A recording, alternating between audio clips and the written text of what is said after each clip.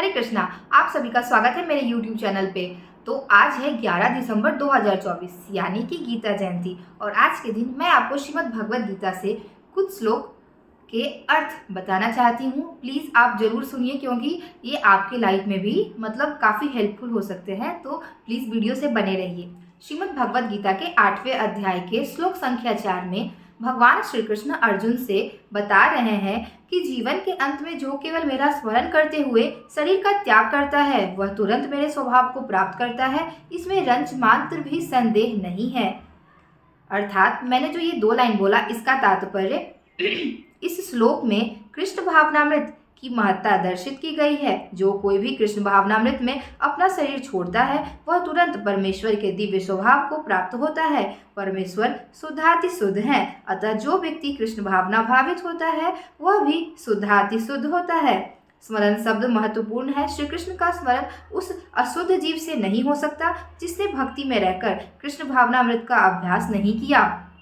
अतः मनुष्य को चाहिए कि जीवन के प्रारंभ से ही कृष्ण भावनामृत का अभ्यास करे। यदि जीवन के अंत में सफलता वांछनीय है तो कृष्ण का स्मरण करना अनिवार्य है। अतः मनुष्य को निरंतर हरे कृष्ण कृष्ण कृष्ण हरे हरे, हरे राम राम राम हरे हरे इस महामंत्र का जप करना चाहिए। भगवान चैतन्य ने उपदेश दिया है कि मनुष्य को वृक्ष के समान सहिष्णु होना चाहिए। हरे कृष्ण कृष्ण कृष्ण हरे हरे, हरे राम राम राम हरे हरे का जप करने वाले व्यक्ति को अनेक व्यवधानों का सामना करना पड़ सकता है तो भी इस महामंत्र का जप करते रहना चाहिए, जिससे जीवन के अंत समय में कृष्ण भावनामृत का पूरा लाभ प्राप्त हो सके।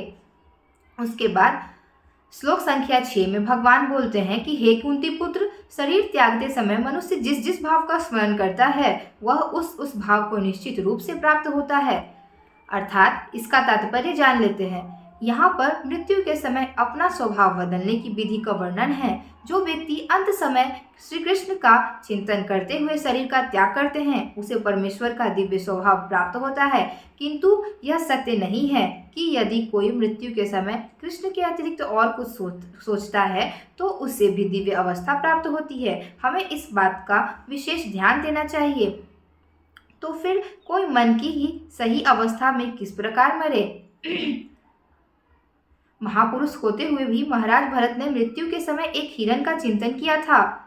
अतः अगले जीवन में हिरण के शरीर में उनका देहांतरण हुआ। यद्यपि हिरण के रूप में भी उन्हें अपने विगत कर्मों की स्मृति थी, किंतु उन्हें पशु शरीर धारण करना ही पड़ा। निस्संदेह मनुष्य के जीवन भर के विचार संचित होकर मृत्यु के समय उसके विचारों को प्रभावित करते हैं। अतः इस जीवन में उसका अगला जीवन बनता है। अगर कोई इस जीवन में सतोगुणी होता है और निरंतर कृष्ण का चिंतन करता है तो संभावना यही है कि मृत्यु के समय उसे कृष्ण का स्मरण बना रहे।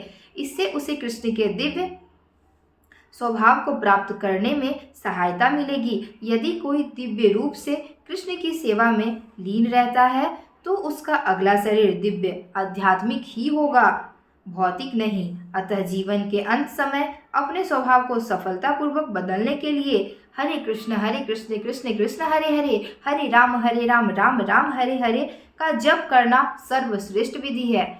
तो मैंने ये पढ़ा, मुझे ये बहुत अच्छा लगा। ये 2 श्लोक के अर्थ, इनका तात्पर्य, तो मैंने सोचा कि आप लोगों के साथ भी जरूर शेयर करूं क्योंकि ये हमारे जीवन में अति आवश्यक है क्योंकि अगर हम मरने टाइम किसी भी पशु का, किसी भी पक्षी या फिर जिनसे हमारा लगाव हो, अपनी पत्नी, अपने पति, भाई बहन, मतलब जिनसे बहुत ज़्यादा लगाव हो, हमारे प्रिय संबंधी के विषय में हम सोचेंगे तो हो सकता है कि हमारा भी अगला जन्म पुरुष में हो जाए या फिर जो भी हमारे प्रिय पशु हैं, पक्षी हैं, उनमें हो जाए। इसीलिए हमेशा हरे कृष्ण महामंत्र का जप करना चाहिए ताकि मरने समय भी हमारे मन में भगवान की याद आए, भगवान के नाम का स्मरण हो आए। हरे कृष्ण।